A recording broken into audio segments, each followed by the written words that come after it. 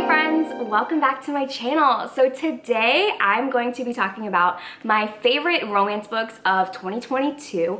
If you haven't seen it, I posted my favorite books of 2022, but these are now going to be my favorite romances. Because I read so many romances in the year, I like to just do a separate video talking about my favorite romance books. So let's just get into it. These are in no order, except I do have my one top favorite, which I feel like everybody already knows what that is. So let's just start off. The first two books are part of a series, and that is the Bergman Brothers series by Chloe Leese. The two books that I read in this series so far are the first one, Only When It's Us, and the second book, Always Only You. And I just fell in love with these books. In this first one, it is a college romance. The heroine is a hot-headed soccer player, and the hero is a deaf classmate of hers, and they kind of start off like on the wrong foot because she doesn't know that he's deaf and ends up making like a stupid comment, and then their professor partners them up to work together. Through that, they end up falling in love. I loved the hero in this book. He was so amazing. And then the second book, Always Only You, is about a hockey player and the social media manager for that hockey team. She's very grumpy, he's very sunshine. She is autistic and has rheumatoid arthritis, and I just loved this romance. It was so sweet. Something that I love about both of these books and Chloe Leese is her inclusion of main characters with disabilities. I cannot wait to continue with this series, but I had to stop because they were like, both books weirdly hit very close to home in very specific ways that I was like, Miss Chloe Leese needs to chill and stop calling me out for things in my life. The next two are also from a series. For some reason in 2022, I was like a romance series girl. I'm not usually like the type of romance reader that I will like binge romance series, but 2022 was the year of the romance series for me. This one is the Four Horsemen series by Laura Thalassa. I have specifically the first and third books, Pestilence and Famine. I did like the second book, War, but it wasn't even nearly close to how much I loved these two books. Basically, in the series, the Four Horsemen have come down to Earth to end humanity. They're very ruthless men with these like godlike magical powers. The first book is following Pestilence, and at the very beginning of the book, the main character murders him, like shoots him with arrows, sets him on fire, watches him while he burns to death, murders him. Unfortunately for her, he cannot be killed and he regenerates. So when he comes back to life, he's obviously very pissed and takes her hostage, kidnaps her, and forces her to journey with him across the country while he's murdering every human that he comes in contact with. And then we have Famine. Opposite of what happened with Pestilence, the main character in this book actually saves Famine's life. He is like on the brink of death, and she saves him, and he asks her to come with him. He like wants her to travel with him because she's the only human who has ever shown him kindness, but she says no, because, you know, he's a murderer. And then 5 years later, they cross paths again, and this time he's like, you know what?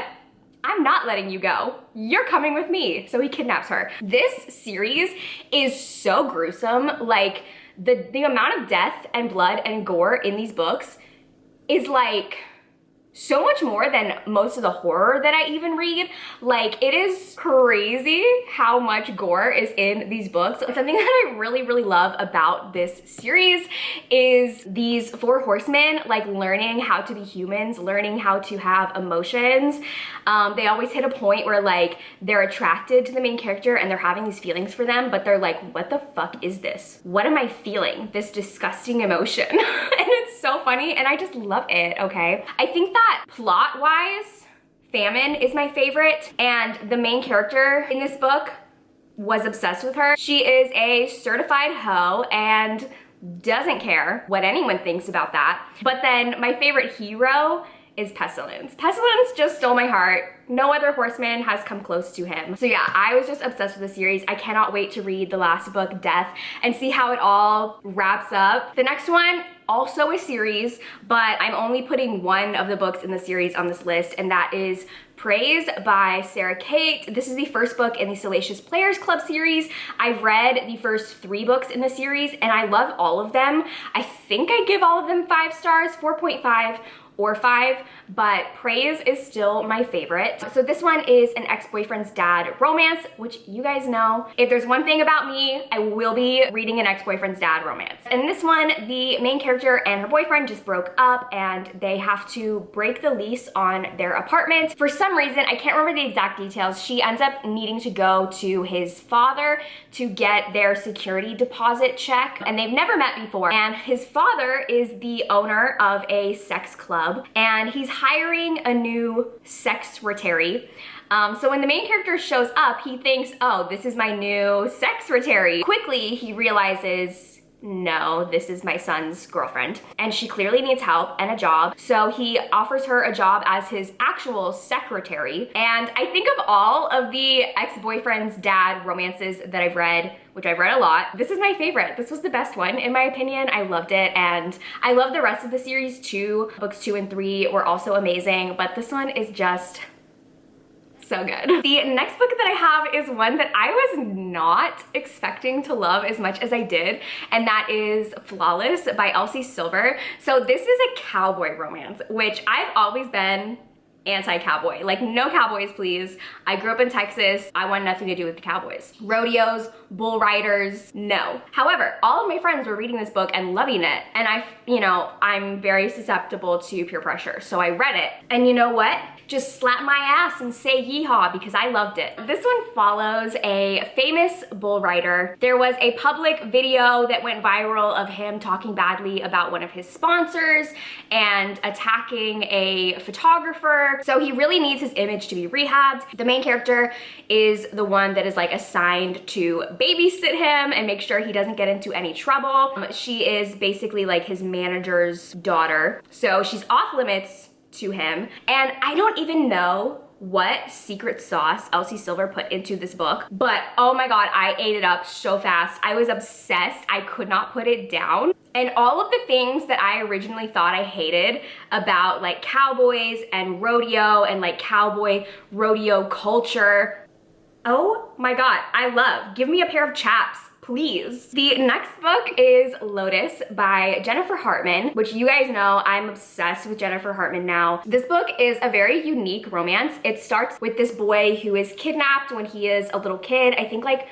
5 years old. 22 years later, he escapes, and we find out that he's been held in this bunker since he was a little kid, and he was told that the world ended, that there was like a plague or a disease, and everybody died. So when he comes out of the bunker, he has never experienced anything of the world. The heroine in this book was his childhood best friend who lived next door to him, and her best friend disappearing when she was a child really emotionally scarred her. And so now that he's back, they start getting closer together, and there's also kind of like a mystery of who kidnapped him and what happened. I just love this book so much. Oliver is one of my favorite romance heroes. He's such an interesting character, and Jennifer Hartman just writes like such amazing emotional romances. And this one I feel like was very emotional, but it also was very funny and had a lot of light moments to balance it out. And that brings us to my favorite romance of the year,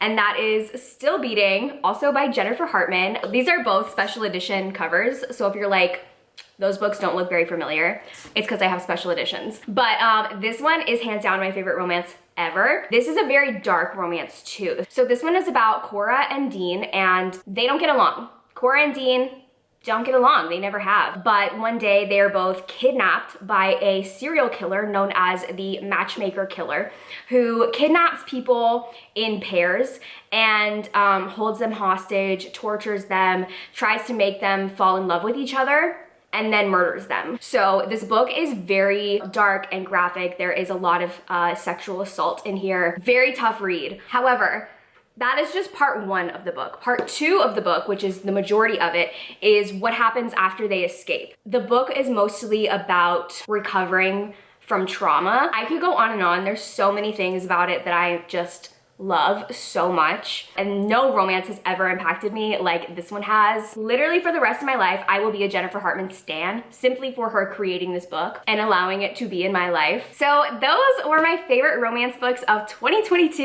Let me know in the comments what your favorite romance was that you read last year. Thank you guys for watching, and I will see you in my next video. Bye!